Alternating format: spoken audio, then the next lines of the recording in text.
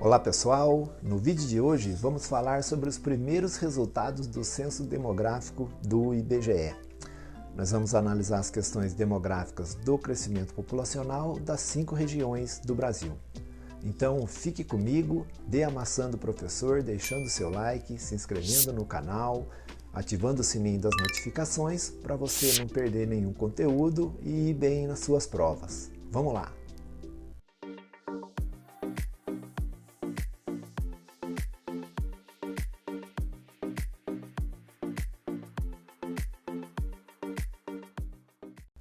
As respostas para as perguntas dos recenseadores do IBGE, elas são fundamentais para definir o futuro do país. Ele é importante porque é uma das poucas vezes que se realiza um estudo de um espaço territorial assim tão pequeno.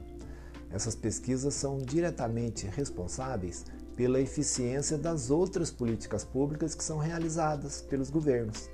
A partir do censo, nós podemos saber se determinada cidade precisa de mais creches, precisa de mais escolas, ou se precisa de mais médicos, ou se precisa de mais postos de saúde, mais vacinas para as crianças ou mais remédios para os idosos.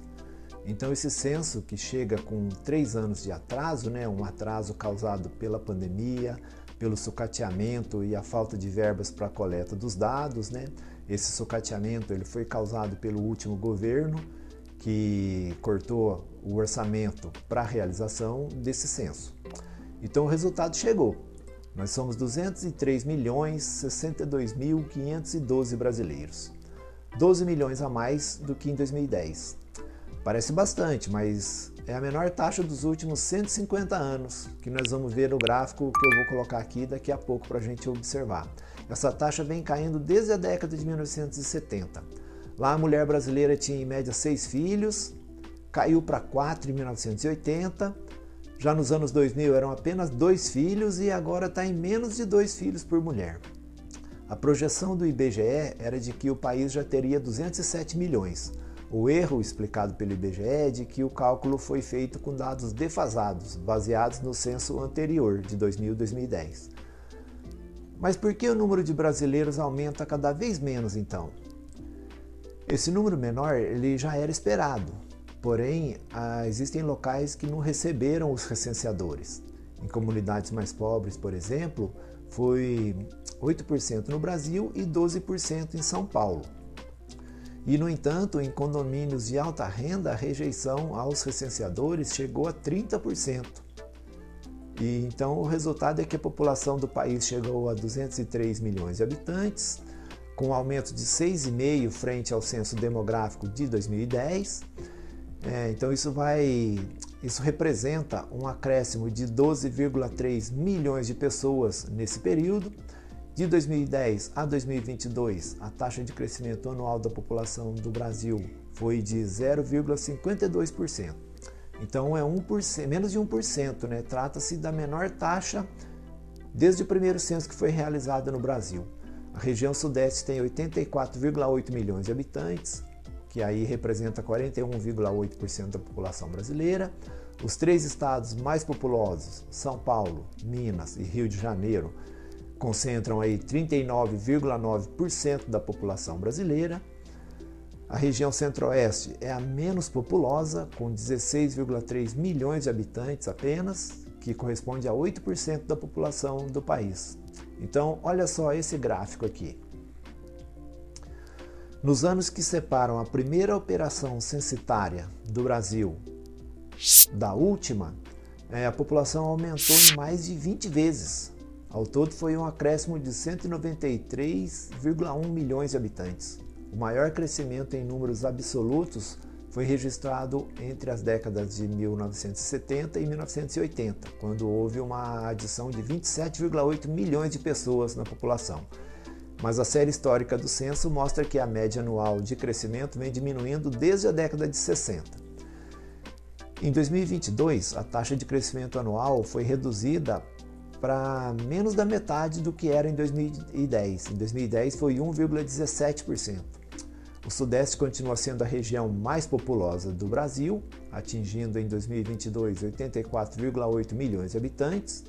Esse contingente aí representava 41,8% da população brasileira. Já o Nordeste, onde viviam 54,6 milhões de pessoas, correspondia a 26,9% dos habitantes do país. As duas regiões foram as que tiveram a menor taxa de crescimento anual desde o censo de 2010. E a população do Nordeste registrou uma taxa de crescimento anual de 0,24% e a do Sudeste foi de 0,45%.